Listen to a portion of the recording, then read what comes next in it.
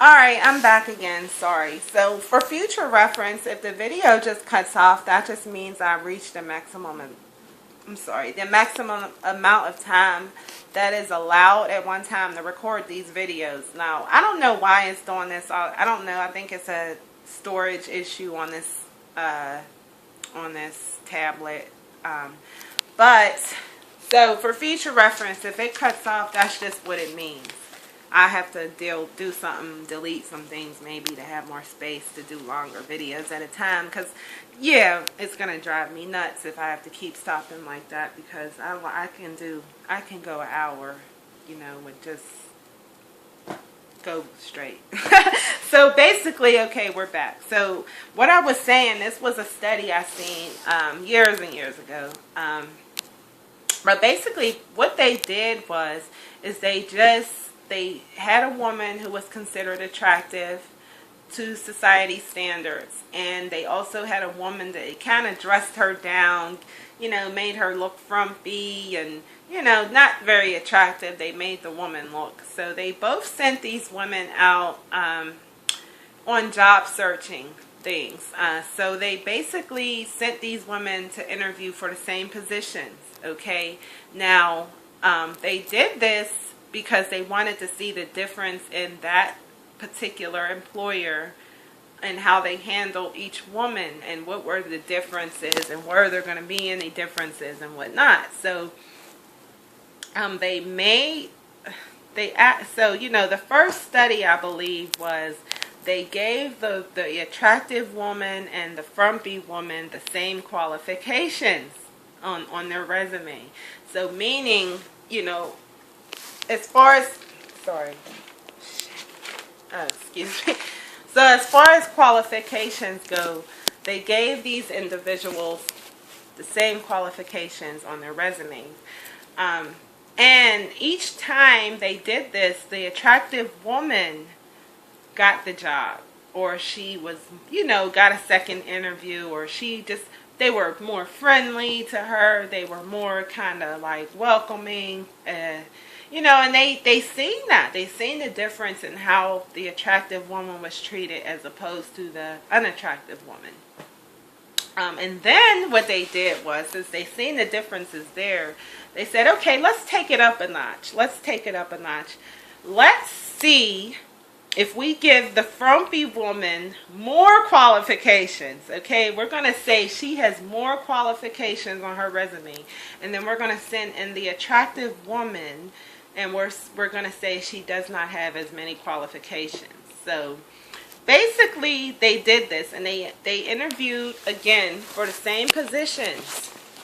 Now the resumes are no longer equal, okay? And it was the same thing. They got the same thing, and they were very shocked to see that, because the frumpy woman clearly should have got the job based on the qualifications.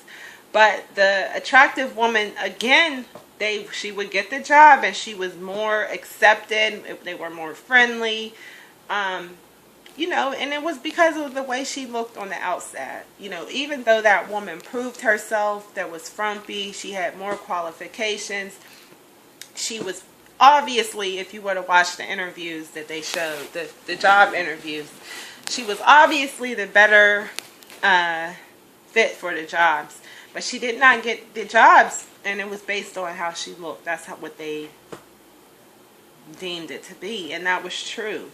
So, you see, and that works in many ways. If you are found to be physically attractive to society standards, you will have a lot of advantages and a lot of benefits going through life,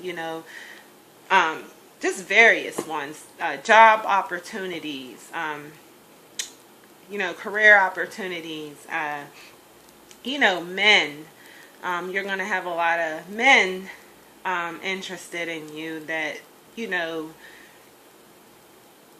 don't know, just, various men interested in you, and just various opportunities. Walking down the street, you're going to be treated differently than someone walking down the street that they feel is not attractive.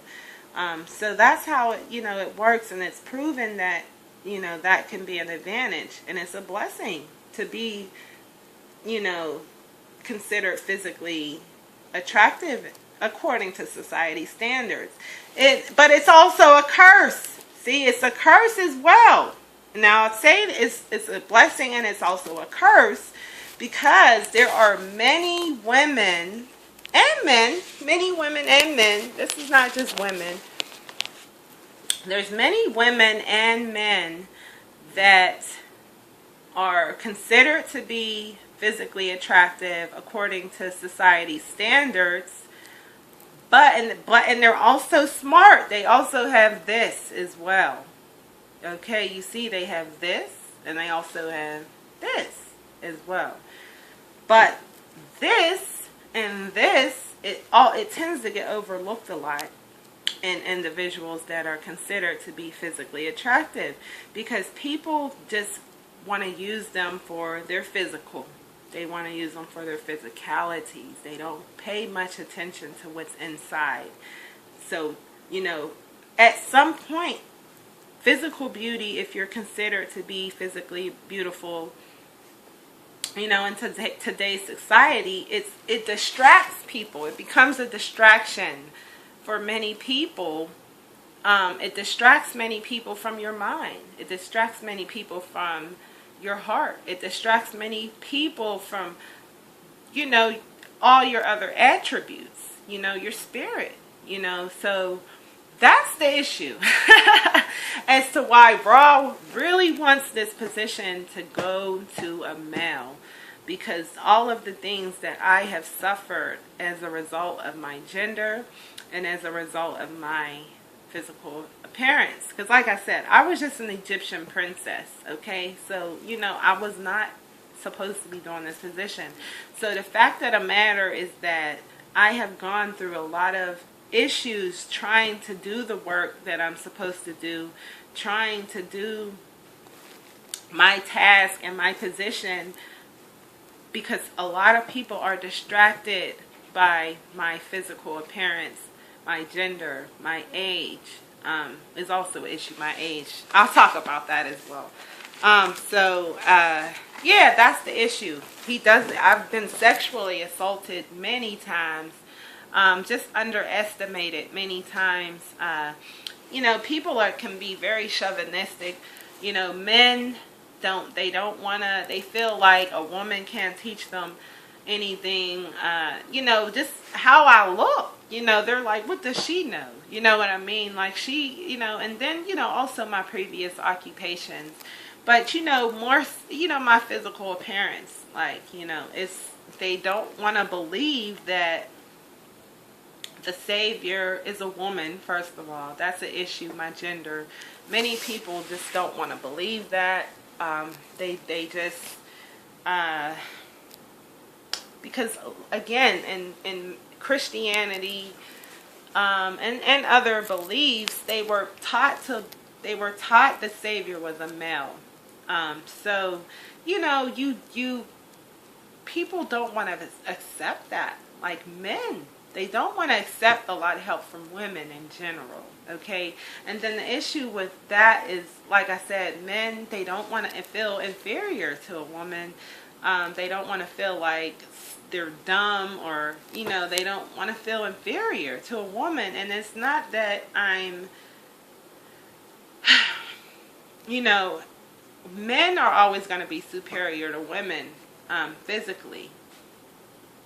Okay, but the issue is, I stated why women were so respected. So respected and such on a high degree. They were held to a higher degree than men. And I'll talk about that again, but I have talked about that previously. But I just don't want to get too far off the topic here. But basically, Ra sees all the things I have gone through with my gender, with my physical appearance, that he just, and I'm tired of it. I'm tired of it too, believe me. So it's like, you know, Ra sees that I'm tired and all the things I've gone through, not just this life cycle, not just this one. We got to get it correct here, okay? In each and every of the 9 life cycles, I have just been tortured and just not just physically, but just mentally, spiritually, sexually, emotionally. I've really been like, tortured, really. Tortured and just heinous acts on every aspect of my existence and each and every life cycle. So, I'm done. Like, I'm tired. And this is the last life cycle, but it's just, it's still not easy. It's not easy, and I've been through just a lot that I probably wouldn't have gone through as much if I was a male. But you see, males, they have their own struggles. They have their own struggles. I'm not saying it would have been peach pie had I been a man, but, it's just each, again, and that's the same with struggles. Everyone has their own struggles. Each region, each ethnicity, each gender, everybody has their own unique struggles. Everyone has gone through different struggles. Same with beauty. Everyone is beautiful in their own way. Everyone's relevant in their own way. So that's what I mean. Really, a lot of things go from person to person. It's dependent upon a specific person or a group of people. So people individually have had many struggles, and people as groups have had many struggles. So I'll talk more about that. But yes, Ra does not want me to have this position anymore for those reasons. Mostly because of the physicality of it. I'm not as strong as a man. I'm not as big as a man. I'm not as powerful as a man physically. So that's the issue, is to the sexual assaults, this is where the protection comes in, and my husband comes in. Because a husband, you're supposed to look to a spouse and a husband, a woman. We're talking about a woman. They're the protectors of their wives. They're supposed to be able to look to their husband for protection, for guidance, for security, for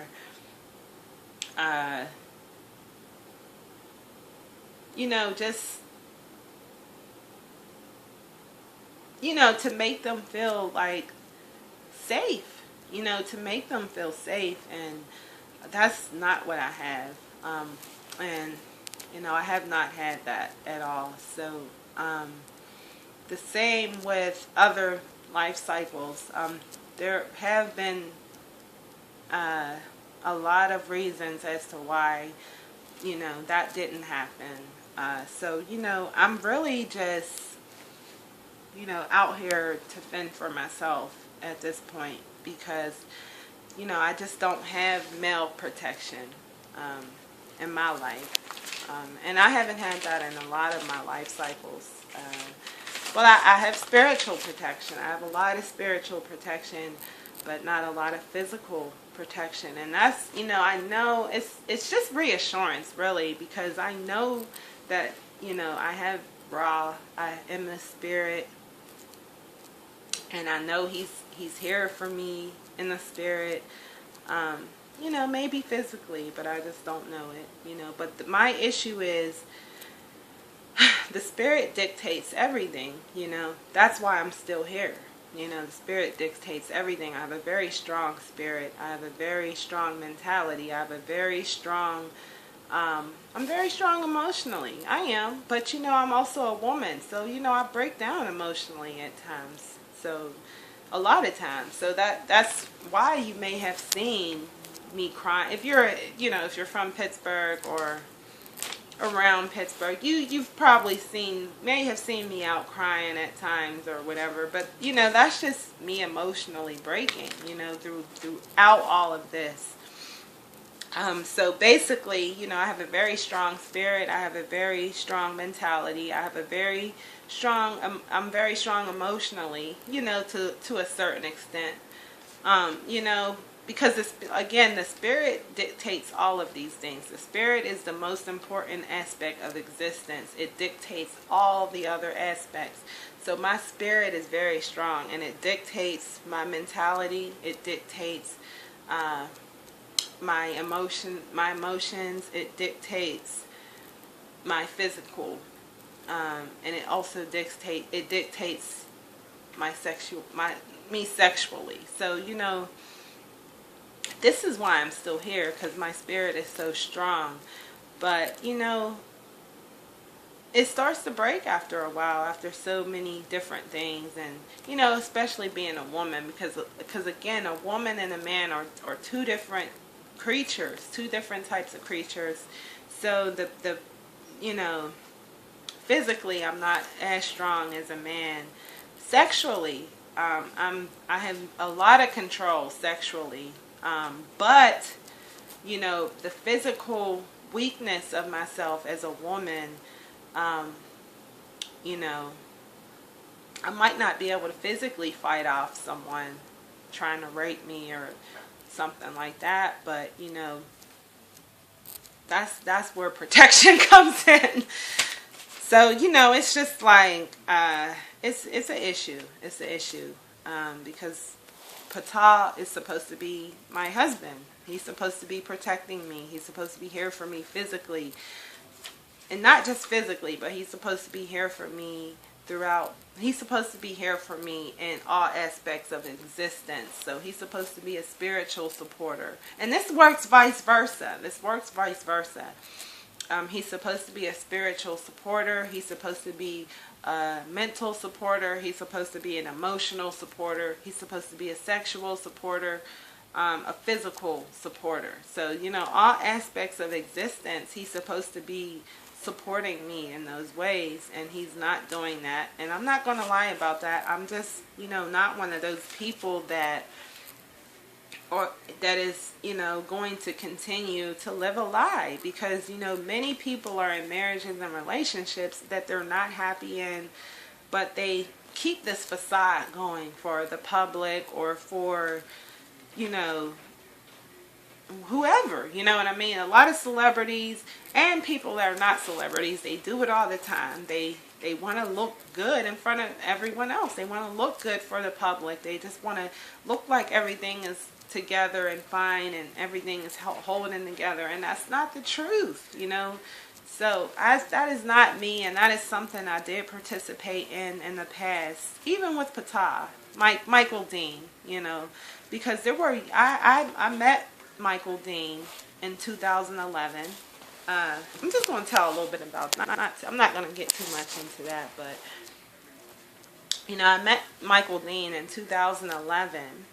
I believe it was April 2011, right after my breakup with Marcus Clowney. About maybe 2 to 3 weeks after my breakup with Marcus Clowney, the individual that I had that horrible miscarriage by, that relocated to Charlotte. Once I was just done with that situation and just over that situation, I did break up with him. You know, it was mutual, because he didn't want me calling him anymore, because I guess he was just more, at this point, you know, he was with a girl in Charlotte, and that took his time and attention, and I was in Pittsburgh and no longer his priority. So, you know, he did tell me to stop calling, and I did that, because at that point I was just hurt and I was just ready to be out the relationship, and I did that. And you know, I guess I posted some things on Facebook, as you know, as far as about that I broke up or whatever with someone, and you know, about 2 to 3 weeks later, I had created a new Facebook page that that was gonna be my work page, because I was dancing at this time. But it was not a secret, but pretty much a secret. I didn't tell people I was a dancer a lot online and whatnot. So this was a page I was going to create for promotional purposes, for my dancing, as well as for, I was going to be trying to get into the adult actress. I wanted to be an adult actress. That was going to be something I was pursuing. I really just rebelled after the breakup, but